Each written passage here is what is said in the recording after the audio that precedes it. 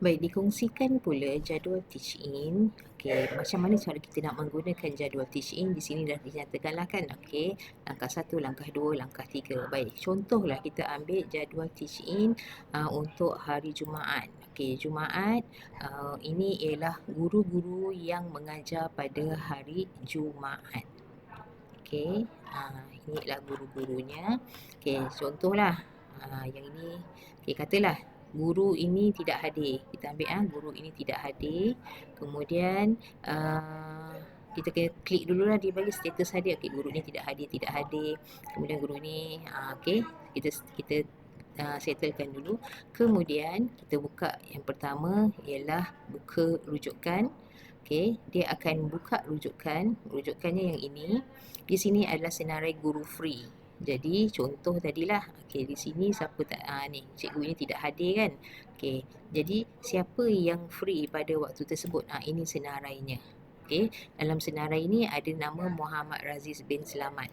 Okey, jadi Cikgu Raziz itu yang dia kita isi di dalam guru ganti 1. Okey. Dia macam tu je lah dia punya sistem dia. Okey. Baik, apa pula guru ganti 2 ni? Okey, contohlah guru ganti 1 ini tadi tiba-tiba ada ada hal ataupun diperlukan di pejabat contohnya. Jadi kelas ini perlu dimasuk oleh Ahmad bin Rawi. Okey, kemudian kita tutup balik rujukan itu dan nanti dia akan tertutup. Kemudian kita pergi kepada langkah 3 ialah kita simpan. Okey, bila kita simpan, nanti dia akan nyatakan okey berjaya.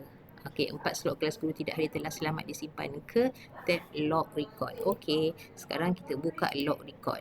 Okey, dalam log record ini dia sudah keluar. Okey, yang ini tadilah yang dimasukkan tadi ni. Syamimi hari Jumaat tadi kita buat kan. Okey, dia dah masuk. Okey, yang tidak hadir Syamimi, yang ganti Raziz Selamat. Okey, kalau misal kata yang ini dia tak boleh, so yang akan masuk ialah Ahmad bin Rawi. Baik, sistem ini yang paling saya suka ialah kerana di sini kita sudah sediakan dia punya analisis. Baik, kita lihat tadi nama Syamimi. Okey, jumlah kerap tidak hadir ini ialah jumlah kelas yang dia tidak masuk. Berapa masa yang dia tak masuk. Okey, dia dah tak masuk 2 masa. Okey, kemudian kita lihat pula di sini. Di sini ialah jumlah mengganti sebagai guru ganti. Okey, tadi namanya ialah Raziz. Okey, Raziz tadi dah ganti 1 kali.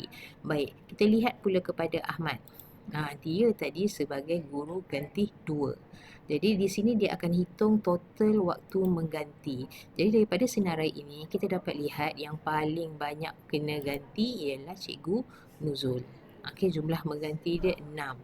Yang paling banyak kali tidak berada dekat sekolah, kita boleh lihat mungkin Cikgu Raziz. Okey, jadi ia membantu kita untuk kita mengenal pasti siapa yang selalu tidak berada di sekolah, siapa yang selalu kena ganti. Okey.